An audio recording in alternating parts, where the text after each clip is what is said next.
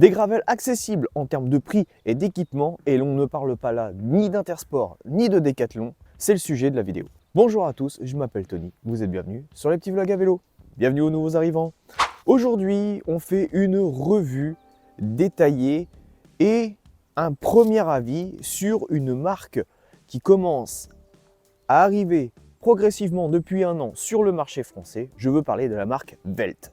Welt, c'est quoi? C'est une marque autrichienne de vélos qui principalement vend dans les pays de l'Est et qui maintenant arrive sur notre marché occidental. Ils ont une politique claire et simple, ils vendent des vélos au juste prix.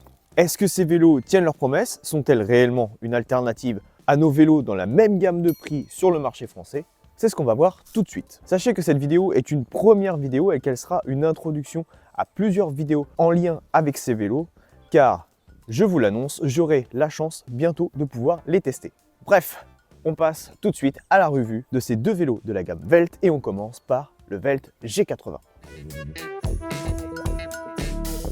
Doté d'un cadre aluminium, d'une fourche carbone avec passage de câble de frein intérieur, transmission Shimano Clarisse 2x8, pédalier Pro Wheel Once 46-30 avec un axe creux de 24 mm, une cassette microshift HG pour Hyperglide 1136, des freins à disque Tektro 6 trous, des pneus Rubena Gripper V84 en 700 par 40. Le câblage est entièrement interne, une tige de selle Radiant avec un guidon de la même marque avec un flair de 20 degrés, des roues de la marque Tudor, la Celt est de marque Welt et ce vélo est dispo de M à XL au prix de 999 €.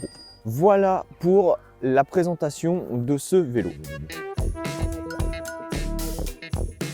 Mon avis sur ce Welt G80 sur le papier, écoutez, je trouve que pour leur entrée de gamme, il est vraiment très intéressant. Peut-être la faiblesse du groupe Shimano Clarisse, peut-être aussi la faiblesse du freinage câble, mais à moins de 1000 €, oui, pour 1 €, mais à moins de 1000 €, c'est une belle alternative par exemple au Triban RC 520, bien qu'il reste en dessous pour moi du Century 250. Pourquoi? Parce que le Century possède un freinage hydraulique et un groupe, on va dire 100% gravel en 10 vitesses, le GRX 400. Là où Welt, franchement, est assez fort, c'est sur son image. Ce cadre, il est magnifique, il est poli, on ne voit aucune soudure, il est très élégant.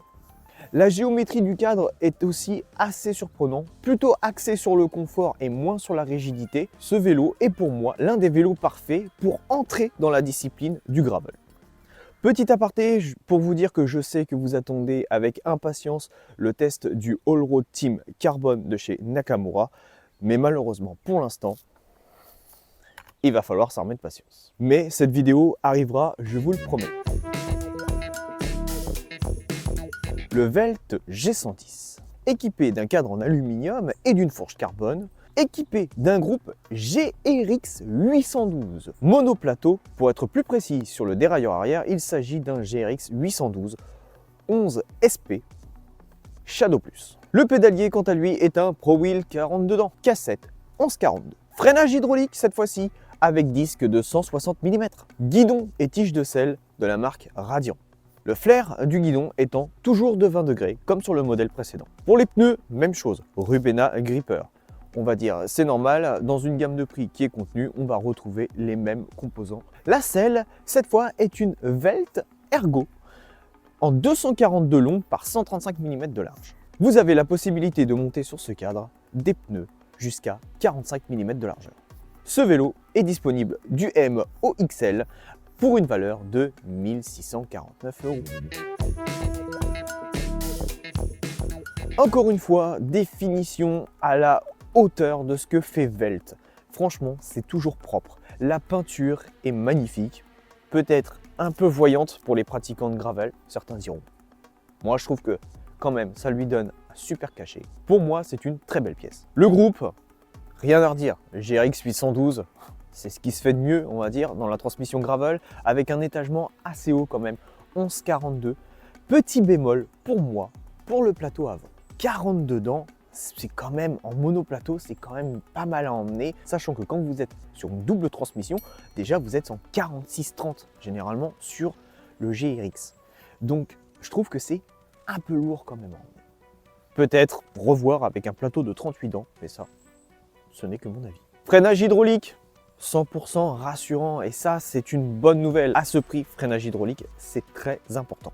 Axe traversant sur les roues sont des Tudor, encore une fois. Et j'ai envie de dire, comme pour tous ces vélos dans cette gamme de prix, la faiblesse va être aussi dans les pneus, peut-être. Des pneus que je n'ai pas encore testés, mais qui, je pense, ne sont pas de la meilleure facture.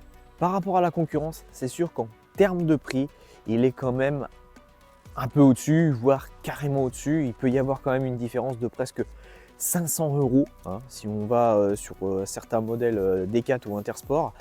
Alors, au final, est-ce que cette marque est une réelle alternative? Eh bien, je dirais quand même oui. Même si elle est un peu moins bien équipée, Decathlon et Intersport ont un réseau de distribution assez vaste. Or, ce n'est pas le cas de Velt. Velt choisit ses revendeurs. Le SAV est centralisé en un seul point en France. C'est plusieurs petits revendeurs qui distribuent la marque. Donc, c'est compréhensible que des prix qui sont tout à fait abordables, mais ça explique aussi la différence de prix rapport aux marques qu'on a l'habitude de voir sur le marché. Connaissiez-vous la marque Velt? Si oui, dites-le moi en commentaire. Avez-vous aimé ce format vidéo? Si vous voulez qu'il y en ait plus sur la chaîne à l'avenir, dites-le moi également en commentaire. Je vous remercie d'avoir regardé cette vidéo, pensez à la liker, partager, commenter comme d'habitude. Et moi je vous dis à bientôt sur les petits vlogs à vélo. Tchuss les cyclopathes!